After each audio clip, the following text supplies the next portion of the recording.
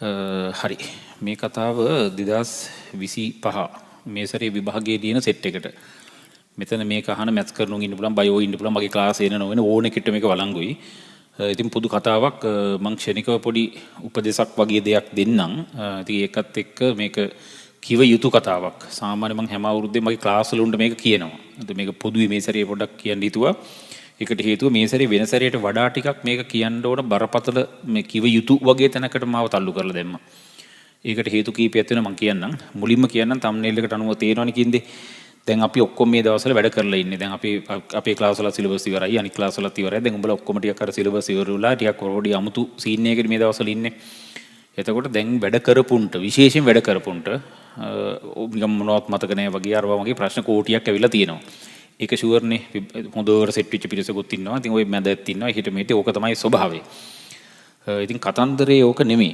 මම මෙතනින් පටන් ගන්නම්. thumbnail එකේ තුඹලා දැක්කනේ. මේ ස්කිප් කරමු කියන වචනේ හරි ලස්සන වචනයක්නේ. ඒක සමාජයට ඇවිල්ලා තියෙන, ඒක ස්වභාවයට ඇවිල්ලා තියෙන නිකන් මේ අපිට භාවිතය කරන්න සුදුසු දෙයක්නේ. ඉතින් මේ වෙනකොට මොනවත් නොකර තිබුණා නම් උඹලා මොනවත් නොකර නෙමෙයි. මේ වෙනකොට උඹලා තින් වැඩවල ටික හරියට කිරිලා නැත්තම් ඇත්තට මේ සැරේ ස්කිප් කරලා දාන එක මරු. ඒක හරි හොඳ වැඩක්. ඒක හොඳ ක්‍රමයක්. හේතුව ඉතින් මේ හරියට කෙරුන්නේ නැත්තම් ඇත්තට මේ සැරේ ලියන එකේ තේරුමක් නැහැනේ. කතන්දරේ ඕක. හැබැයි අපි මැත්ස් නේ කරන්නේ. අපි කරන්නේ මැත්ස් විශේෂයෙන්. මම දැන් කතා කරන්න ඕන මම ටිකක් හයිලයිට් කරන මැත්ස් කරන උන් පැත්තට. හරිද අපි බෝන එකේ කිව්වා අපි A level කරන්නේ A level. අපි A level කරන්නේ A level කරන අපි හරයක් නැති වැඩක් කරන්නේ නැහනේ. මොනවා හරි කරන හැමදේම හරයක් තියෙන්න ඕනේ. ඉගෙන ගන්නවා කියන්නේ ඒකෙන් දැන් රට පාලනය කරනවා වගේ කලින් උන් වගේ මොකුන් වගේ හරි හරයක් නැතුව ඇයි ඉස්සරහට මොකද්ද වෙන්නේ දැන් මොකද්ද වෙන්නේ මොකද්ද අපි කරන්න කියන එක නොදැන යන්නේ නැහනේ කවුරුත්. ඒතර ඒලෝල් කරන එක මීටරයක් ඇතුව අරමුණක් ඇතුවනේ යන්න ඕන. ඒතර ස්කිප් කියන වචනේත් හරි ලස්සනයි මරු. ඒ වචනේ මරුනේ. ඒතර ඒක කරන්න හේතුවක් තියෙන්න ඕන. ඉස්සෙල්ලා මම කිරීම සීන් එකට එන්නේ එතනින්. හේතුව තමයි ස්කිප් කිරීම මරු. ඒක විශේෂයට දාලා තියෙනෙත් ඒකට මොකද්ද අරමුණ කියන එක ඉස්සෙල්ලම බලමු. ඒක අපි කරන එක හොඳයි. මෙන්න මේ සෙට් එක අනිවාර්යෙන් ඔය ස්කිප් කිරීම කරන්න ඕනේ. කරන්න ඕන. දැන් බලමු ඔකේ අදාළ මූලික සිදුවීම. උඹලා දැන් 2025 දී මේ ලියන්නේ. 2025 ලියන්නේ. ඒතර අපි හොඳටම දන්නවා 3 සැරයක් ලියන්න පුළුවන් කැම්පස් එක. අපි ඔක්කොගෙම try එක කැම්පස් එකනේ. 100%ක් හැම එකම try කරන්න ඕනේ ඒකට. try කරෙත් අපි ඒකටනේ. ඒක දැන් නැහැ කියලා අරම්මනගේ කතන්දර මොනවද දැන් නැහැනේ. එතකොට අපි හැම එකකගේම අරමුණ තියෙන්න ඕනේ එතන. එතෙන්ට යන්න නම් අපි මේ සැරේ ලියනවා. ඒ ඇත්තටම හැම එකකටම පළවෙනි සැරේ යන්න බෑනේ. මොනවා කිව්වත් කොච්චර හොඳට ලිව්වත් ගන්නෙත් සීමිත පිරිසක් යන්න බෑ. ඒකේ කතන්දරේ සාධාරණයි. එහෙමනම් ඇත්තම කතන්දරේ තව සැරයක් try කරන්න පුළුවන්. අපි 2026 try කරමු. කතාව තේරෙනවනේ කියන්නේ. හරි. එතකොට ඒ සැරේත් බැරි වුණොත් ඒක සාධාරණයෙන් 3 සැරයක් මිනිස්සු දෙනවා. කියන්නේ කැම්පස් යන්න රජෙන් අවස්ථා 3ක් දෙනවනේ 2027 ලියමු. මේක බැරි වුණා. මේක බැරි වුණා කියමු. මේකත් ෆේල් වුණා. අපි යමු 2027. අන්න මරු කතාව. තේරුණානේ කියන්නේ හරි. මේක යන්න පුළුවන්. හදිස්සියේ මේකෙත් බැරි වෙයි වගේ දැනනොත් කතන්දරේ තේරෙන්න ඕන. හදිස්සියේ මේකෙත් බැරි වෙයි වගේ දැනනොත් අපි 2028 යන්න try කරමු.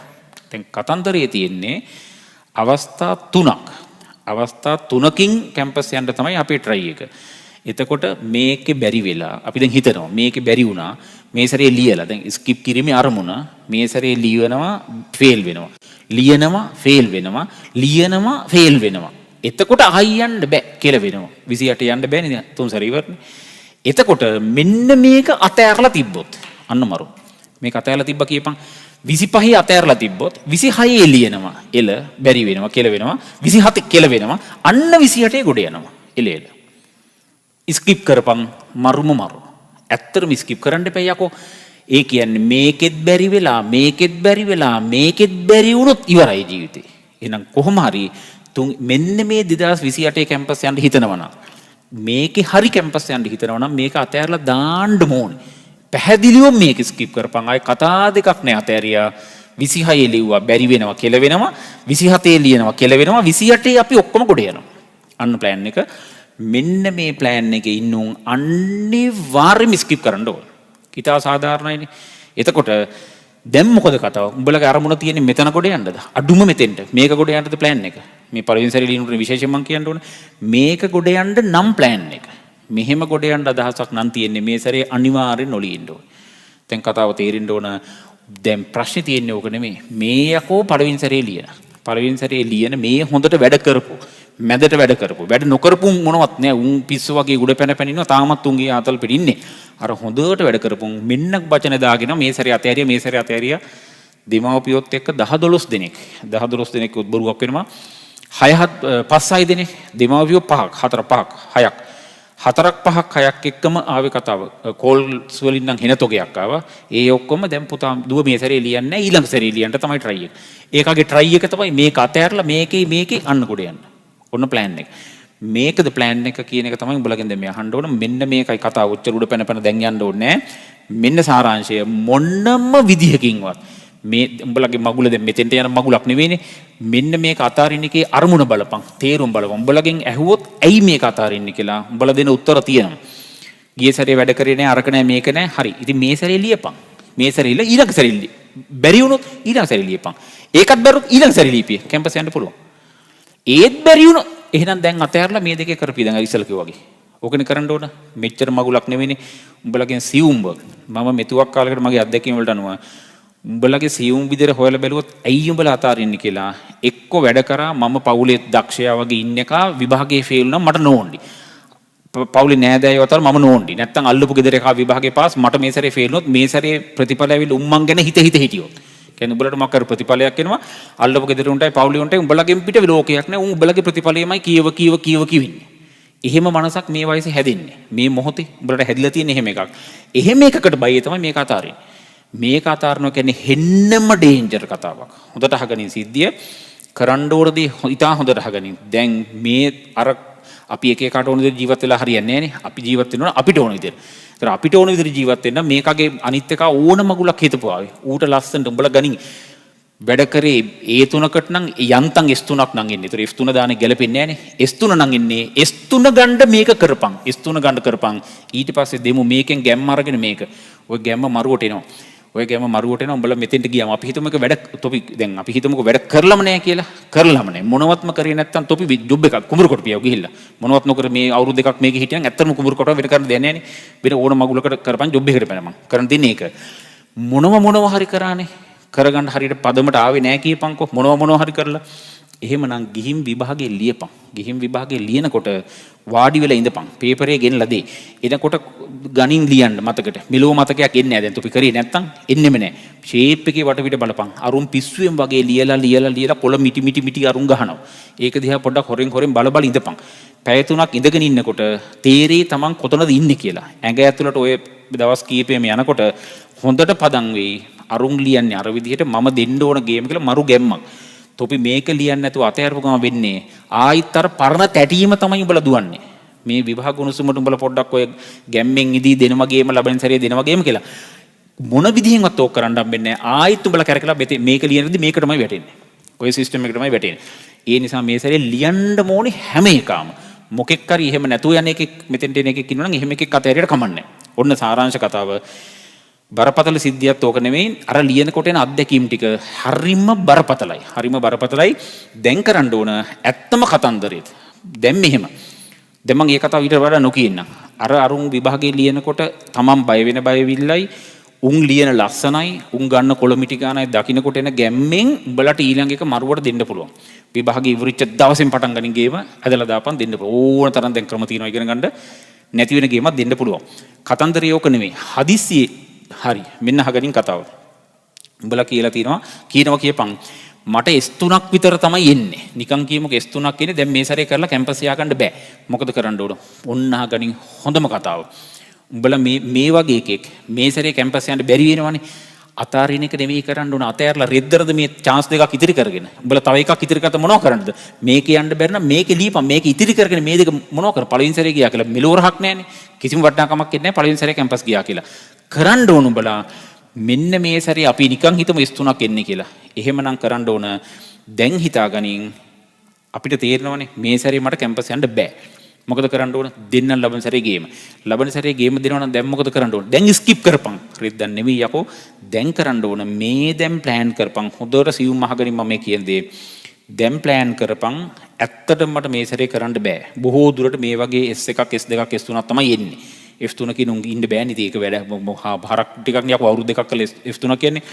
මට එන්නේ මෙහෙම ප්‍රතිඵලයක් මම හරියට මගේ අතින් කෙරුන්නේ නැහැ. දෙන්න ඕන ඊළඟ සැරේ ගේම. කරන්න ඕන දේ හොඳට අහගනින් මේ වෙලාවේ උඹලා මේක අතාරින්නේ කම්මැලිකමට නම් ආයි උඹලත් එක ගනුදෙනුවක් කරන්න බෑනේ. උඹලා කියන්නේ කම්මැලිකමට නෙමෙයි මං ඊළඟ සැරේ ගේම දෙනවා කියලා. මෙන්න උන් කරන්න ඕන දේ. මේ සැරේ බලාපොරොත්තු හිතෙන් අතෑරපන්. ඇත්තම දැන් සිරා කියන්නේ. හිතෙන් බලාපොරොත්තු ටික අතෑරියා ඊළඟ සැරේට ප්ලෑන් කරා උන් කරන්න ඕන මේ විභාගයේ 25 ලියලා ඉවරකම් ඉන්න එක නෙමෙයි මේ දැන් පටන් ගන්න ඕන. අපි උදාහරණයක් හිතුව මේ වෙලාවේ උඹලගේ යන ක්ලාස් එකේ සිලබස් ඉවර නම් එහෙමයි නැත්නම් අපි කියමු ඉලෙක්ට්‍රොනික්ස් හරි මොන හරි කරන්න කියලා ෆිසික්ස් වලින් එහෙම කියමුකෝ. ඒ වගේ අන්තිම පාඩමක් නම් කරන්නේ මේ වගේ තැනක ඉන්න එක. උගේ දැන් ඔළුවේ තියෙන මේ සැරේ මදි වෙනවා ලබන සැරේ ගේම දෙනවා. සාධාරණයිනි කතාව. ඌ කරන්න ඕන අරුන්ට වඩා දැන් වැඩ කරන්න ඕන. ඒ වැඩ කරන්න ඕන මේ අන්තිම පාඩම් ටික හොඳට අල්ලගනින්. හිත නිදහස් කරගනින්. මම මේ සැරේ ලියනවා. හැබැයි මන් ලියන්නේ S3ක් එන්න කැම්පස් යන්න බැරි වෙනවා. බලාපොරොත්තුෙන් අතහැරපන්. අතහැරලා ඊළඟ සැරේට දෙනවා ගේම කියලා දැම්ම දීපන් ගේම. මේ දැන් දෙන්න ඕන. ආයි ඊළඟ සැරේ උඹලා 26 ලියද්දී ආයි ඉලෙක්ට්‍රොනික්ස් අත ගහන්න ඕනේ නැහැ. කෙමිස්ට්‍රි කියපන්කෝ සම්පත් රසායන හරි සම්පත්ද මොනවද තියෙන කර්මාන්ත නම් ඒ ටික හොඳට කරගනි. ඒතර ආයි කවදාවත් කර්මාන්ත කරන්න ඕනේ නැහැ. මරු ගේමක් දෙන්න පුළුවන්. මෙන්න මේ කාලය අර පරණ මුලේවා. දැන් ගොඩ යන්න බෑනේ අපිට. පළවෙනි සැරේ ගොඩ යන්න බෑ. සාධාරණයිනේ. මුලේ ටික හිමීට ෂේප් එකේ අතහැරලා මේ ටික කාගෙන කරලා S එක ගන්න හරි මේ එකක් C එකක් කරගන්න හෝ මොනියම් හෝ try එකට මේ සැරේ ලියලා ලබන සැරේට මරු ගේමක් දෙමු. කම්මැලිකම නිසා නම් ස්කිප් කරන්නේ හරි මොන මගුලක් මේ සැරේ නොලී ඉන්නවා කියන එකේ අරමුණ කිසිම විදිහකින් එහෙම එකක් එක්ක යන්න බෑ. අතාරින්න හිතන එකක්. ලබන සැරේ කැම්පස් යන්න හිතන හැම එකම 2025 නෙවෙයි 26 කැම්පස් යන්න හිතන හැම එකම දැන් මේ සැරේ ලියන්න ඕන. ලියන ගමන් අනිත්තුන්ට වඩා දැන් වැඩ කරන්න ඕන. 25 ලියලා ගොඩ යනකොට වඩා කරන්න ඕන. කම්මැලි නම් මේක අතහැරලා වෙන ජොබ් එකකට ඵලයන්. මේක කරන්න බෑ. කම්මැලි උන්ට ඒලවල කරන්න බෑනේ. 26 එළියන්ට දැන් කාගෙන මේ ටික කරපන්. ලබන සැරේට තියෙනවා මුල් ටික අල්ලගෙන ඕන තරම් ක්‍රම තියෙනවානේ. අල්ලගෙන ගියා දුන්න ගේම් මරුවට. දැන් මිනම් වැඩ කරන්න ඕන. විභාගේ යන දවස්වලත් හොඳට වැඩ කරලා ගිහින් යන්තම් S එක ගන්න හිත නිදහසේ ලියන්න ඕන. ඉවරෙච්ච දවසේ ඉඳන්ම එක දිගට ආයි වැඩ කරන්න ඕනි. දීපම් 26 පට්ට ගේමක්. ඔන්න කතාව. ඕක තමයි කරන්න ඕන. එහෙම නැතුව ඉතින් අර මගුලකට යනවා නම් 28 ලියන්න එහෙම හිතනවා නම් ස්කිප් කරලා ඕන රිද්දක් කරගනි. ඕක තමයි කතාව. සාරාංශයේ ඕක හෙන බරපතල සිද්ධියක් මම ඔය කිව්වකට සිවුම තේරුම් ගනින්. මොන්නම එකෙක්වත් විභාගය අතාරින්න එපා. කිසිම හේතුවක් නිසා අතාරින්න බැරි වෙන්න ඕන. මොකද ඒක තව හේතුවක් තියෙනවා. තව බරපතල මට අත්දැකීම් ගොඩක් ඔතන තියෙනවා. මෙහෙම විභාගේ අතෑරලා ඊළඟ සැරේ බස් එකෙන් වැටලා අත කැඩිච්ච එකෙක් හිටියා. ඌට විභාගේ ලියන්න බැරුණා දෙවෙනි සැරේ. තුන්වෙනි සැරේ මොනවද මම දන්නේ. මුලම කාලේ මට හොඳ මතකයක් තියෙන්නේ. එතකොට ඌ බස් එකෙන් වැටෙන අත කැඩුණා. ඒ විභාග එක දවසක් ලිව්වා. එක පේපරයක් ලිව්වා. දෙවෙනි පේපරේ ලියන්න බැරුණා. ඉතින් පස්සේ විභාගය ඉවරයි. තව ඒ වගේ එකෙක් හිටියා. මම දැන් මේ ඊගේ සතියේ ක්ලාස් එකෙත් මම ඕක කිව්වා. කෙල්ලෙක් හිටියා අතෑරියා විභාගයේ ලියන්නේ නැත හොඳට වැඩ කරපු එක අතෑරියා ඊළඟ සැරේ ඇත්තටම අසනීප වුණා. ඩෙන්ගු හැදුණා හෝ මොකක් හෝ මට හරියට ඒක මතක නැහැ. මොකක් හරි එකක් වුණා. ලියා ගන්න බැරුණා. ඊට පස්සේ මොනවද ඒ දන්නෙත් නැහැ. එහෙම ඒවා ඕන තරම් වෙන්න පුළුවන්. එතකොට S3ක් විභාගයට තියෙනවා කියන අඩුම ගානේ S3ක් තියෙනවා. ඊළඟ සැරේ මොන යම් හෝ මොකක් මේ රටේ යකෝ මොනවා වේද කියලා කියන්න බෑනේ අපිට. හදිසිය අවුලක් වුණා තර ටිකවත් අඩුම ගානේ තියෙනවා. කතාව තේරෙන්න ඕනේ. ඒ නිසා අනිවාර්යයෙන්ම ලියන්න ඕන. නැවත හොඳට හිමීට කියන්න. මට ඉක්මනට කිව්ව මට ගොඩාක් දේවල් කියන්න තියෙන නිසා දඩබඩ කියලා දෙන්නේ අනිත්තුන්ට ඕන විදිහට අපිට ජීවත් වෙන්න එපා. ජීවත් වෙන්න බෑනේ. මේ උඹලගේ තියෙන ඔය පොදුවේ සමාජයේ තියෙන ප්‍රශ්න ඔක්කොටම මුල තමයි අනිත්‍යකාව අනුකරණය කරගෙන ඌ අභිභව ජීවත් වීම තමයි උගේ අනිත්‍යකාව මත තමයි තොපිරඳා පවතින්නේ.